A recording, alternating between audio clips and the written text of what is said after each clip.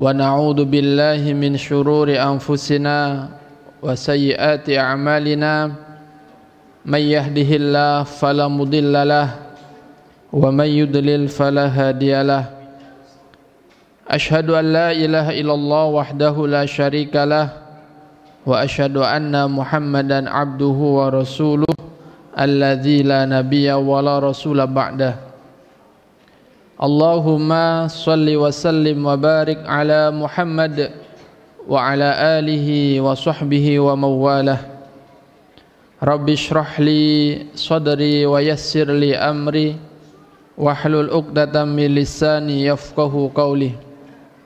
Allahumma anfa'na bima 'allamtana wa 'allimna ma yanfa'una wa zidna ilma. Amin ya rabbal alamin. Hadirin kaum muslimin wal muslimat rahimakumullah. Alhamdulillah, kita patut bersyukur kembali kepada Allah atas segala limpahan nikmat dan karunia-Nya kepada kita sekalian, sehingga kita bisa mengisi waktu-waktu yang telah Allah berikan untuk ketaatan beribadah kepadanya. Semoga amal-amal ibadah kita diterima oleh Allah Subhanahu wa ta'ala. Tidak lupa kita haturkan salawat serta salam kita kepada baginda Rasulullah sallallahu alaihi wasallam, manusia yang dipuji langsung oleh Allah akan keluhuran budi pekertinya. Wa innaka la'ala khuluqin azim, dan sungguh engkau wahai Muhammad benar-benar memiliki akhlak yang mulia, budi pekerti yang luhur. Maka di lain ayat Allah Subhanahu wa taala menegaskan bahwa pada diri Rasulullah sallallahu alaihi wasallam ada uswatun hasanah, contoh teladan yang baik. Oleh karena itu, pada kesempatan malam hari ini insyaallah kita akan menyampaikan salah satu ajaran Islam tentang bagaimana memperkuat persaudaraan sesama kaum muslimin, terlebih utama kepada kita sesama muslim dan kepada sesama umat manusia. Bapak Ibu sekalian yang dirahmati Allah Subhanahu wa taala, Allah ciptakan manusia ini beragam. Ada yang Allah ciptakan menjalani kehidupan ini dengan banyak kemudahan. Allah karuniakan rizki yang banyak. Namun ada juga manusia yang Allah sempitkan rizkinya. Dengan kata lain, ada yang kaya, ada yang miskin. Nah, di kehidupan kita saat ini, Bapak Ibu sekalian, manusia lebih cenderung memiliki sifat egois. Egois itu kurang lebih maknanya lebih mementingkan dirinya daripada orang lain.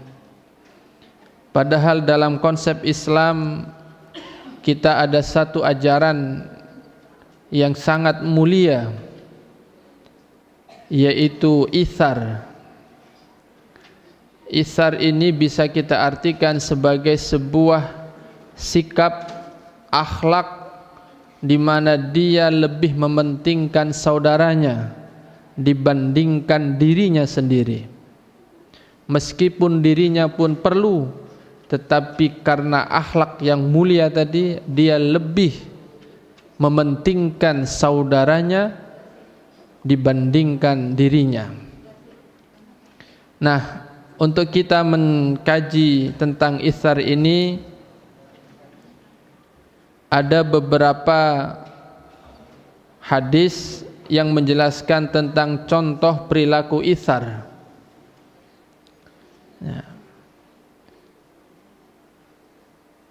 Allah Subhanahu wa ta'ala dalam surah Al-Hasyr ayat 9 berfirman, a'udzu billahi minasyaitonir rajim, walladzina tabawwa'ud dara wal imana min qablihim yuhibbuna man hajara ilaihim wa la yajiduna fi sudurihim hajatan mimma utu wa yusiruna ala anfusihim walau kana bihim khasasah wa may yuqa shuhha nafsihi faulaika humul muflihun. Yang artinya bahwa orang-orang yang telah menempati kota Madinah telah beriman. Yang dimaksud ini adalah kaum Ansor,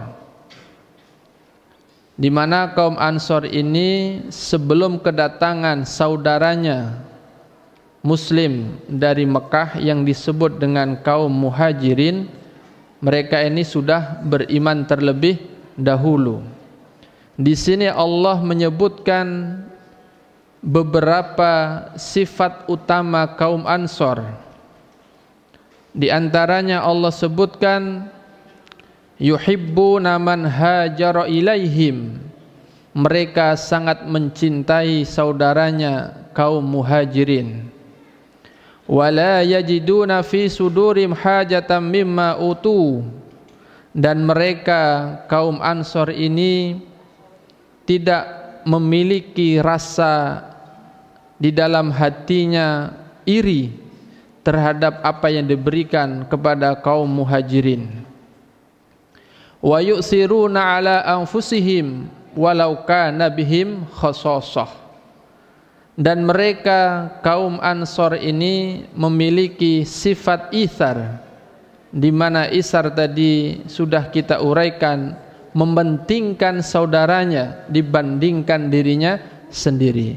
Walau kana bihim khasasah, meskipun sesungguhnya orang Ansor ini pun sangat membutuhkan itu, tetapi karena persaudaraannya yang kuat, maka ia rela memberikan meskipun dirinya pun membutuhkannya. Jamaah sekalian yang dirahmati Allah Subhanahu wa taala, ayat ini turun di antara asbabun nuzulnya adalah ketika kaum Muhajirin dan kaum Ansor dipersaudarakan oleh Rasulullah sallallahu alaihi wasallam. Diceritakan dalam sebuah hadis sahih yang diriwayatkan oleh Imam Al-Bukhari dari sahabat Abu Hurairah radhiyallahu anhu, anna rajulan atan nabiyya sallallahu alaihi wasallam, datang seorang laki-laki Muhajirin, salah satu kaum Muhajirin datang kepada Nabi dalam keadaan lapar sekali. Beliau datang kepada Nabi dengan maksud dan tujuan Nabi punya sesuatu yang bisa dibagi, bisa diberikan kepada dirinya. Faba'atha ila nisaihi, lalu seorang laki-laki ini dibawa oleh Nabi untuk mendatangi rumah-rumah istrinya dengan maksud agar bisa dijamu di salah satu rumah Nabi. Fakulna, tetapi para istri Nabi mengatakan, ma ma'ana illal ma', tidak ada sesuatu yang bisa kami berikan kepada tamu ini kecuali hanya al-ma', air. Faqala Rasulullah sallallahu alaihi wasallam, maka kemudian Rasulullah sallallahu alaihi wasallam bersabda, man yadummu au yudifu hadha, siapa yang mau menjamu tamuku ini. Faqala rajulun minal ansor, maka berkatalah salah seorang dari kaum Ansor, penduduk asli Madinah, ana, saya ya Rasulullah. Fantalaqa bihi ila imraatihi, maka kemudian pemuda tadi, laki-laki tadi, tamu yang sedang kelaparan tadi dibawa ke rumahnya dan bertemulah dengan istrinya. Faqala, maka laki-laki Ansor ini berkata kepada istrinya, akri daifa Rasulillah sallallahu alaihi wasallam, wahai istriku, muliakanlah tamu Rasulullah sallallahu alaihi wasallam ini. Faqalat, istrinya menjawab, ma indana, kita enggak punya apa-apa,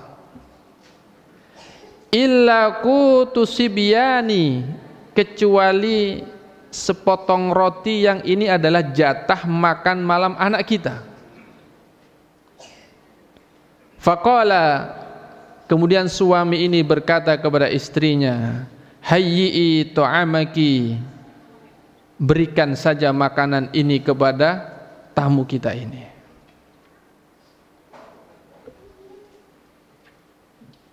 Gimana caranya? Maka bersepakatlah orang ini, wa asbihi sirajaki wa nawwimi sibyanaki idza aradu asya'an, biar tidak dicurigai tamunya tidak enak, maka orang ini mengatur siasat. Gimana caranya tamu ini, tamu Rasulullah sallallahu alaihi wasallam ini tetap bisa makan, padahal tidak ada jatah makanan apapun kecuali roti itu, yang itu pun jatah untuk anaknya. Maka keluarga ini kemudian mengatur siasat, siapkan saja roti itu untuk tamu kita, biar tidak curiga, ya, anak kita nanti tidurkan. Kalau minta makan, ajak dia bermain sampai dia terlelap tidur. Tamunya biar saya ajak ngobrol dulu. Ya. Nanti kalau sudah tidur, hidangkan makanan itu, matikan lampunya. Terus nanti kita berpura-pura ikut makan. Ya. Jadi untuk menjaga dan memuliakan tamunya tadi, beliau hidangkan jatah makan malam anaknya untuk si tamu, dan untuk menjaga hatinya biar tidak enak, biar tetap lahap makannya, maka dengan cara dimatikan lampunya biar tidak tahu. Nanti kita pura-pura ikut makan. Inilah diantara contoh ithar, di mana keluarga ini pun butuh sebetulnya, perlu makan malam sebetulnya, tetapi karena ada saudaranya yang juga perlu makanan itu, maka dia mengutamakan saudaranya. Maka keesokan harinya laki-laki tadi melapor kepada Nabi bahwa tamunya sudah ia jamu. Sebelum bercerita, Nabi berkata, dhahika Allahu lailata au ajiba min fa'alikuma, wahai sahabatku, Allah tadi malam tersenyum-senyum malu dan bangga kepadamu. Ajiba min fa'alikuma, Allah takjub, bangga dengan apa yang telah kalian lakukan tadi malam. Bagaimana engkau punya siasat yang begitu indahnya, mampu berbagi dengan orang lain padahal dirinya pun sendiri perlu itu. Maka kemudian turunlah ayat wa yu'thiruna ala anfusihim walau kana bihim khassasah. mereka orang Ansor ini rela berbagi apa yang dia punya untuk diberikan kepada saudaranya, padahal dirinya sesungguhnya pun sangat memerlukannya. Jamaah sekalian yang dirahmati Allah Subhanahu wa taala. Ini contoh betapa akhlak dalam Islam ini luar biasa indahnya. Namun contoh seperti ini rasa-rasanya sudah susah untuk kita temukan dalam kehidupan di mana orang ini sudah diracuni dengan virus materialisme. Orang berlomba-lomba untuk memiliki materi. Maka ketika materi itu harus berbagi, rasanya berat untuk dibagi dengan orang lain. Jangankan untuk berbagi, sekedar menunjukkan rasa simpati dan empati saja berat baginya. Itulah karakter manusia modern ini. Betapa banyak kita lihat di kehidupan kita saat ini, jurang pemisah antara si kaya dan si miskin itu begitu lebarnya.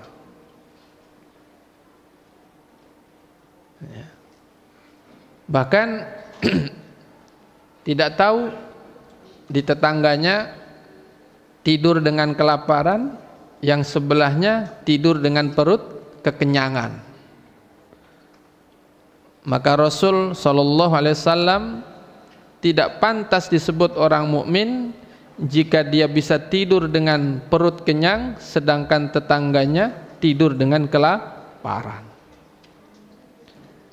Jadi untuk bisa memiliki itsar ini adalah iman dulu. Keimanan inilah yang mampu melahirkan akhlak-akhlak yang mulia. Tanpa dasar iman ini maka amalan ini terasa berat. Tapi bagi orang yang memiliki keimanan, maka hal ini akan bisa dia laksanakan dan mudah baginya. Bapak Ibu sekalian rahimakumullah, masih ada juga kisah-kisah lain bagaimana orang-orang soleh terdahulu mempraktekkan itsar ini dalam kehidupannya. Ada riwayat lain dalam kitab Bukhari, dalam hadis yang diriwayatkan oleh Imam Al-Bukhari ketika peristiwa hijrah ini juga, di mana Rasulullah sallallahu alaihi wasallam telah mempersaudarakan Abdurrahman bin Auf dengan Sa'ad bin Ar-Rabi. Jadi Abdurrahman bin Auf dipersaudarakan Rasulullah dengan kaum Ansor yang bernama Sa'ad bin Rabi. Kita tahu Abdurrahman bin Auf ini adalah orang kaya. Namun karena terusir dari Mekah, seluruh harta kekayaannya ditinggal di Mekah, lalu ikut hijrah ke Madinah. Maka di antara cara Rasulullah membangun kesatuan umat ini, beliau persaudarakan antara kaum Muhajirin dengan kaum Ansor. Di antara sahabat yang dipersaudarakan itu adalah Abdurrahman bin Auf dengan Sa'ad bin Abi Rabi. Siapa Sa'ad bin Abi Rabi ini? Orang Ansor, deretan orang Ansor penduduk Madinah yang kaya. Jadi termasuk orang kaya di kota Madinah. Beliau memiliki kebun yang luas, ya, memiliki kebun kurma yang luas. Mari kita lihat kisahnya, bagaimana persahabatan dua orang mulia ini.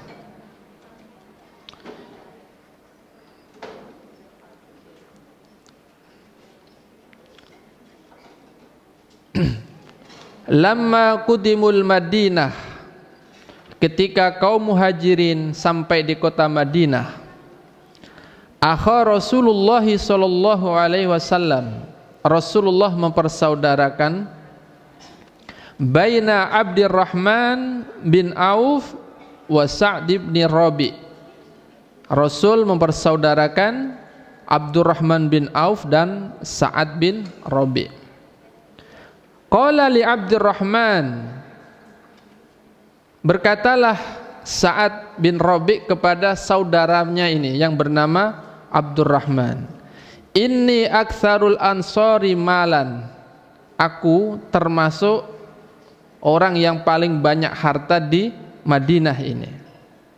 Fa aqsimu mali nisfaini, maka dengan ini kebun kurmaku itu kita bagi separuh, separuh untukmu, separuh untukku.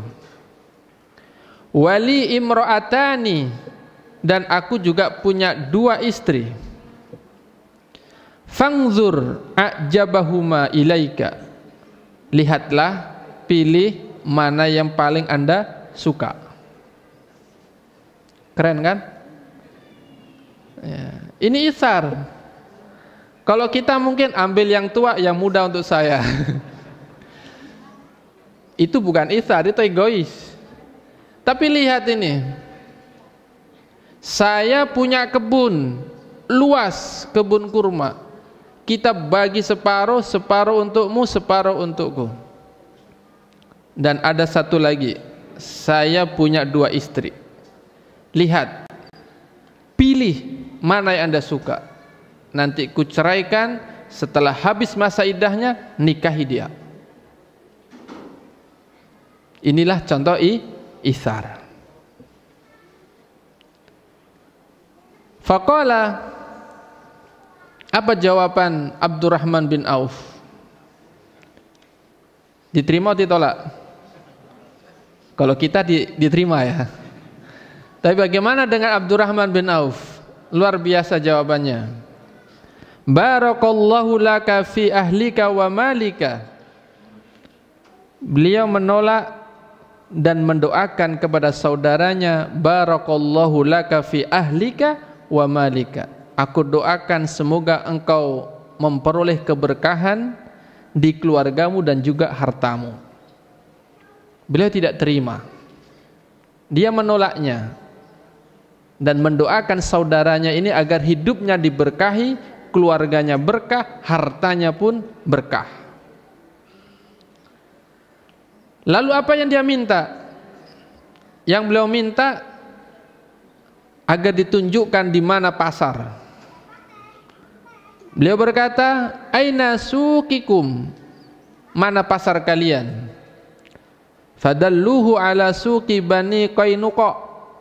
Maka diantarlah Abdurrahman bin Auf ini ke pasar Bani Qainuqa. Apa yang terjadi? Kita tahu Abdurrahman bin Auf ini saudagar hebat, ya, saudagar yang sudah sukses di kota Mekah. Sampai ada orang bilang apapun yang dijual belikan oleh Abdurrahman pasti untung. Memang ahli, megang apa saja jadi duit. Nah itu Abdurrahman. Kalau kita megang apa-apa ngabisin duit. Lalu apa yang terjadi? Beliau pergi ke pasar itu tanpa modal apa-apa, hanya datang seorangan begini, lalu keluar dari pasar sudah membawa samin, min aqitin wa samnin, membawa samin. Apa saminnya? Ya sebangsa minyak ya, ya minyak samin. Saya nggak tahu juga kayak apa minyaknya. Pokoknya begitulah. Ya, kemudian berjualanlah Abdurrahman bin Auf ini dengan barang itu. Tidak perlu lama bagi Abdurrahman bin Auf untuk sukses dalam dunia bisnisnya ini. Maka betul saja, suatu hari sekian lama tidak berjumpa dengan Nabi, ketika Nabi berjumpa, Nabi heran. Ini kok pakaiannya keren, wangi, sehingga membuat Nabi ingin bertanya. ada kabar gembira apa ini Abdurrahman bin Auf? Maka beliau jawab, saya sudah nikah ya Rasulullah. Kaget dia. Belum begitu lama tinggal di Madinah, sudah bisa meminang gadis Madinah. Beliau berkata, tazawwajtu, saya telah menikah. Qala kam sukta ilaiha, berapa mahar yang kau berikan padanya? Qala nawatan min zahab, emas, ya, emas, kurang lebih besarnya sebiji kurma. Padahal datang ke Madinah tanpa bawa apa-apa, tapi dengan kepintarannya dalam dunia dagang bisa menjadi orang berharta dan bisa nikah. Maka kata Nabi, aulim walau bisyatin, kalau begitu adakan walimah meskipun kau hanya memotong seekor kambing. Nah, di mana letak isar dari kisah ini? Ya tadi, Sa'ad bin Rabi' tadi, meskipun dia baru dipersaudarakan, belum begitu kenal, baru berjumpa itu, tapi punya akhlak bagaimana dia lebih mementingkan saudaranya. Maka inilah kisah-kisah yang mestinya menjadi inspirasi buat kita untuk bisa senang berbagi dengan orang lain. Apa sih keutamaannya? Ada hadis, ya, yang menjelaskan tentang keutamaan amal-amal seperti ini. Di antaranya hadis yang diriwayatkan oleh Imam Muslim. An Abi Hurairah radhiyallahu anhu anin Nabi sallallahu alaihi wasallam, dari sahabat Abu Hurairah radhiyallahu anhu, bahwa Nabi sallallahu alaihi wasallam bersabda, man naffasa an mu'minin kurbatan min kurabid dunya naffasawwahu anhu kurbatan min kurabi yaumil qiyamah. Yang artinya, barang siapa yang meringankan satu kesusahan saudaranya di dunia ini, naffasallahu anhu kurbatan min kurabi yaumil qiyamah, maka Allah akan ringankan kesusahannya nanti pada hari kiamat. Nah, jadi siapa, kata Nabi, yang meringankan kesusahan hidup saudaranya di dunia ini, satu kesusahan saja, maka Rasul mengatakan naffasallahu anhu kurbatan min kurabi yaumil qiyamah, Allah akan mudahkan urusannya, ya, di yaumil qiyamah. Wa man satara musliman satarahu wa fid dunya wal akhirah. Dan barang siapa yang menutupi aib saudaranya di dunia ini, satarallahu fid dunya wal akhirah, maka Allah kelak akan menutup aibnya di dunia dan juga nanti di akhirat. Kemudian hadis berikutnya, wallahu fi aunil abdi ma kana al abdu fi auni akhihi. Allah itu akan senantiasa menolong hambanya selagi hamba itu mau menolong saudaranya. Jadi kalau kita ingin mendapatkan pertolongan langsung dari Allah, tolong saudara-saudara kita. Karena Nabi mengatakan, wallahu fi aunil abdi, Allah itu senantiasa menolong hambanya, maka nal abdu fi auni akhihi, selagi orang tadi mau menolong, membantu, meringankan saudaranya. Ini kan luar biasa, ya. Bukankah dalam kehidupan kita sehari-hari banyak orang yang perlu kita bantu? Maka itulah kesempatan emas bagi kita Ya, karena hakikat hidup ini tak ubahnya seperti gema. Ya, tahu gema kita kan? Ketika kita berteriak suara baik, maka yang terdengar di telinga kita adalah suara baik. Begitu juga ketika kita berteriak jelek, maka yang terdengar balik tadi adalah suara jelek. Apa artinya? Hidup itu tak ubahnya seperti gema. Artinya bahwa ketika kita menanam kebaikan, maka kebaikan itu akan kembali kepada kita. Sebaliknya ketika kita menanam, menebar keburukan, maka keburukan itu pun akan kembali kepada kita. Cobalah teriak ketika ada tebing gitu ya. Teriak kamu jelek, nanti akan balik kepada kita, kamu pun jelek. Enggak ada punnya, kamu pun jelek gitu ya. Itulah hidup. Maka rumus itu pun Allah gunakan. Ya, Allah akan senantiasa menolong kita kalau kita mau menolong saudara kita. Begitu juga tadi, siapa yang meringankan beban saudaranya di dunia ini, Allah akan ringankan beban hidupnya nanti di akhirat. Begitu juga yang kedua tadi, man sataro musliman satarahullahu fid dunya wal akhirah. Siapa yang menutupi aib saudaranya di dunia ini, maka kelak di yaumil akhir, di mana seluruh amal baik buruk diperlihatkan rekamannya,